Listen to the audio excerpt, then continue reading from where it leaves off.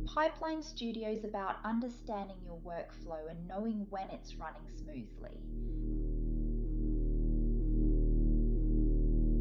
What is noise?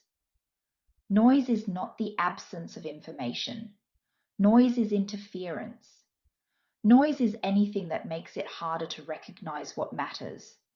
It can come from excess input, conflicting feedback, constant updates, or information that feels important but does not change understanding. This is what makes noise difficult to identify.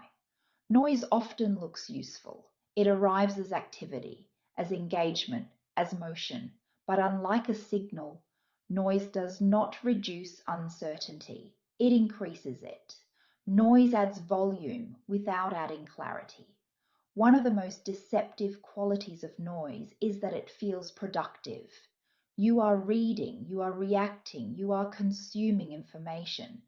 Something is happening, but understanding is not improving. Noise does not point, it scatters. Instead of narrowing focus, it fragments attention. Instead of clarifying direction, it multiplies possibilities. Over time, this creates a sense of overload, not because there is nothing to understand, but because too many things are competing to be understood at once. Noise is also cumulative.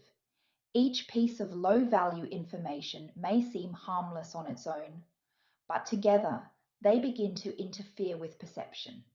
Important details are missed. Patterns are harder to see.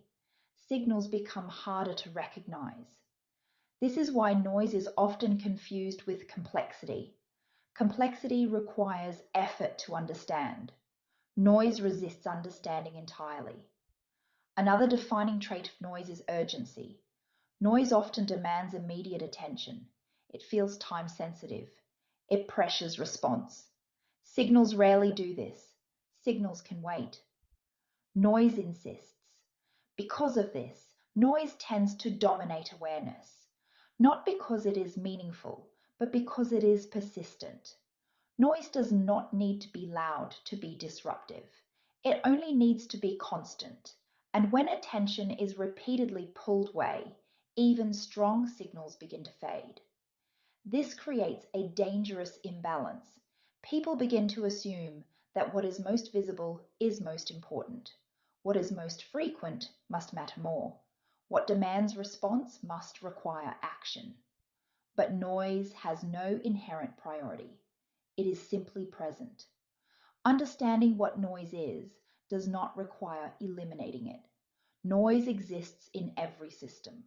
The problem arises when noise is mistaken for signal, when interference is treated as insight, when motion is mistaken for progress, when volume replaces clarity. Before signal can be recognized, noise must be understood. Not removed, not silenced, simply seen for what it is. Noise also reshapes how information is interpreted. When attention is fragmented, even meaningful inputs lose clarity. They arrive out of order. They compete for priority. They lose their context. This is how noise distorts perception. Instead of understanding improving over time, it degrades. Not because information is missing, but because it is constantly interrupted. Noise trains attention to respond instead of observe, to react instead of interpret. This makes it difficult to tell whether something matters or whether it is simply new.